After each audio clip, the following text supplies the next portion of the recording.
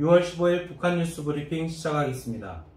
북한이 외부로부터 식량을 들여오지 못하면 식량 부족 사태가 올 수 있다는 전망이 나왔습니다. 코로나 상황이 장기화되면서 북한 주민들의 빈곤 문제가 심각한 상황이라고 합니다. 북한이 40개에서 50개 정도의 핵탄두를 보유하고 있다는 추정이 나왔습니다. 네, 먼저 첫 번째 기사인데요. 북한의 코로나19 국경 봉쇄가 계속되고 있는데 이 북중 무역이 오랫동안 중단되면서 북한 내부 경제 상황을 걱정하는 분들이 늘어나고 있는데요.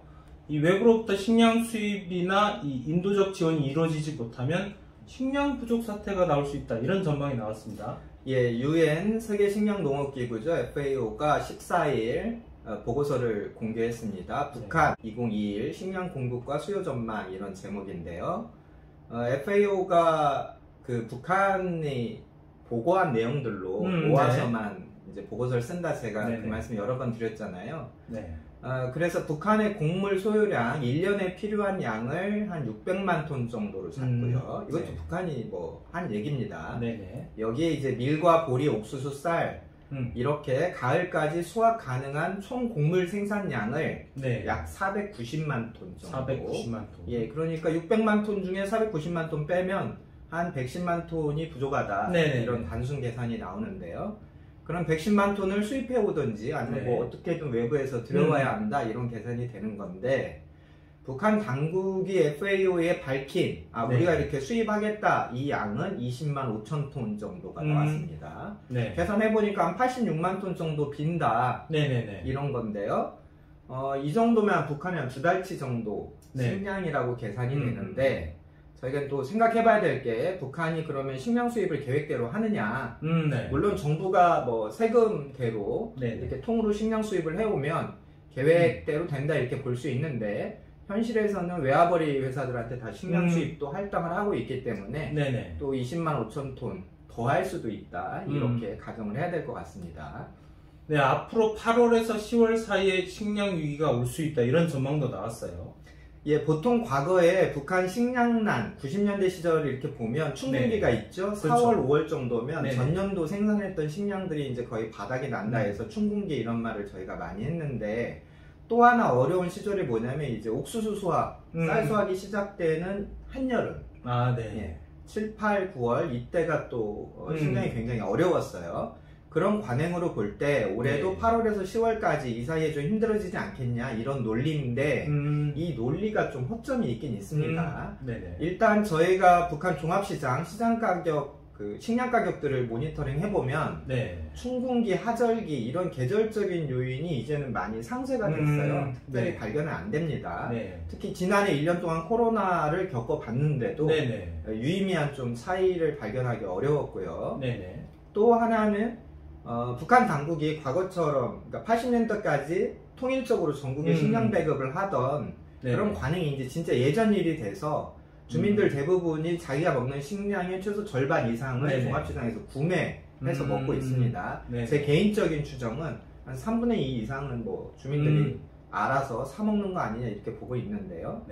이 보고서에서는 지난해 북한의 쌀 생산량을 1헥타르당 4.4톤 정도로 추정을 한 걸로 또 보고서에 썼는데, 이 수치는 지난 5년간 평균치보다 그 생산량이 한 10% 낮은 수치로 나오고 있어요.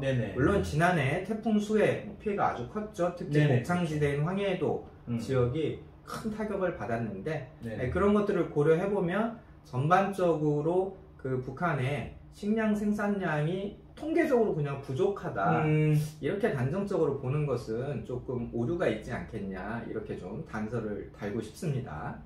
네, 이어서 이 북한 내부 상황 계속 전해드리겠습니다.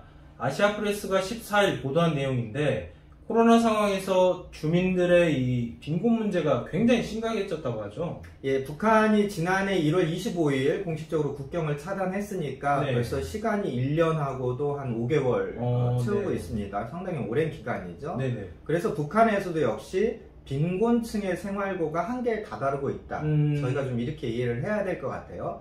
북한의 평균치라고 보기에는 좀 그렇고, 빈곤층, 어려운 분들의 이야기다, 이렇게 보셔야 될 것 같은데, 북한도 마찬가지로, 저희랑 마찬가지로 구조적으로는 현금 수입에 의존해서 사시는 분들이 제일 힘든 걸로 보입니다. 끼니를 잊기 어려워서 요즘에는 영양실조 이런 분들도 빈곤층에서 나오고 있다. 기사에 나오고 있네요. 네네. 일단 이런 빈곤층에게 식량 배급이 없다는 게 좀 가장 큰 문제인 것 같은데요. 뭐 당간부, 행정간부, 뭐 사회안전성, 네. 국가보위성 이런 뭐 정보기관, 경찰 이런 곳은 식량 배급이 꾸준히 안정적으로 나오는데 또 평양도 네. 그나마 잘 나오는 편이고요. 또 큰 기업들 같은 경우에는 기업들 차원에서 네. 돈벌이를 해서 고용된 노동자들의 또 식량이나 임금을 어느 정도 보장을 해주고 있는데 네네. 이런 망에서 완전히 소외된 분들 이런 분들의 식량 상황이 아주 심각하다. 저희가 이렇게 이해해야 될 것 같습니다. 뭐 제가 알고 있기로는 북한은 국가에서 다 배급을 해주는 시스템인데 이 식량 배급에서 소외가 된다. 이거 좀 말이 좀 많이 어색한 것 같은데요. 예, 잘 모르시는 분들이 좀 계세요. 우리로 말하면 정규직, 비정규직, 네네. 특히 영세한 기업이나 서비스업 비정규직, 우리 많지 않습니까? 네네, 그렇죠. 근데 북한도 실제 산업구조, 고용구조가 이런 식으로 바뀐 지가 오래되었습니다. 문건상으로만 얘기하는 게 아니라 네네. 실제 내가 얼만큼 수령하느냐, 식량을 얼마나 받느냐 이런 구조로 보면 네네. 정규직, 비정규직 또 소속된 기업수가 크냐 작냐, 또 중앙공업이냐 지방공업이냐 여러 가지 변수가 있다는 것이죠. 네네. 아시아프레스 뉴스를 보니까 무상광산 노동자의 사연을 소개를 했습니다. 네네. 무상광산하면 사실 식량 배급 임금 잘 나오는 직장으로 유명했어요. 그렇죠, 몇 년 그렇죠. 동안. 네네. 여기서 이제 철광석을 중국에 수출해서 이제 큰 돈을 버는 곳이었는데 코로나 때문에 국경이 폐쇄되니까 네네. 당연히 수출이 줄겠죠. 네. 그렇다면 이게 현금 유동성이 떨어지기 때문에 배급도 줄고 임금도 없고 이런 악순환이 시작이 되는 겁니다. 네네. 그 북한 국영기업 중에서는 100명 이하의 소규모 그런 공장기업 수는 사실 어떤 곳은 현재 그런 시장경제 그 체제에서 좀 도태돼서 네네. 마땅히 생산도 못하고 또 출근하는 사람도 없고 그러면 여기 노동자들은 사실상 실업 상태거든요. 네네네. 예, 무상광산당위원회에서 이런 지시도 내렸답니다. 당원들한테 네. 일반 노동자들 중에 생활 곤란자를 좀 도와라.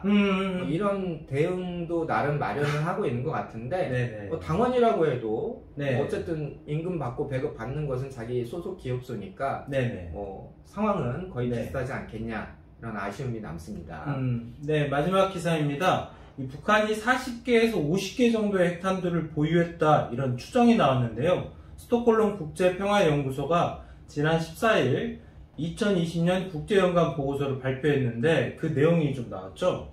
예, 스웨덴에 있는 군사안보 전문 싱크탱크입니다. 권위가 꽤 높죠. 유엔 기구들과는 좀 보고서 질이 달라요. 제가 유엔 보고서는 좀 잘 보셔야 된다고 말씀을 드리는데 이런 싱크탱크는 좀 충분히 저희가 내용을 숙지해도 됩니다. 일단 2021년 올해 1월 기준으로 북한의 핵탄두를 한 40-50개 정도로 추정했습니다. 40개에서 50개 정도로. 그러면서 북한을 핵 보유국으로 분류를 했네요.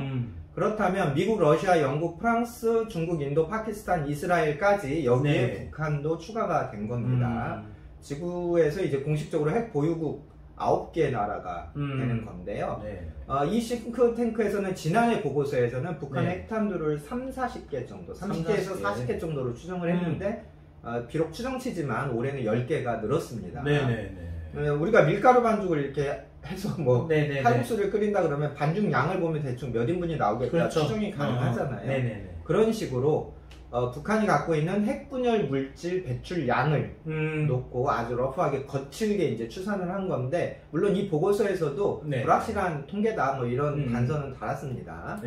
확실치 않다 하더라도 핵탄두가 뭐 2-3개와 40개, 50개 이것은 핵 정치학 차원에서 핵 억지력 차원에서 완전히 질이 다른 거거든요.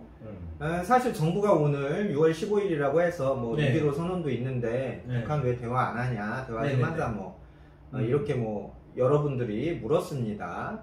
그런데 북한이 추가 핵실험을 하지 않아도 될 만큼 이렇게 핵무기가 충분하다고 자기들이 판단을 한다면 그래서 추가 제재 더 받을 일이 이제 없겠구나 라고 생각을 한다면 또 지금 받고 있는 제재는 중국 덕분에 그럭저럭 감내할 수 있다 이렇게 판단한다면 과연 그들이 평양에서 네. 우리 정부를 향해 어떤 태도로 나올지 정부 당국자 여러분들이 이제는 좀 신중하게 고민을 하셔야 될 것 같습니다. 네, 오늘 북한 뉴스 브리핑은 여기까지입니다. 감사합니다.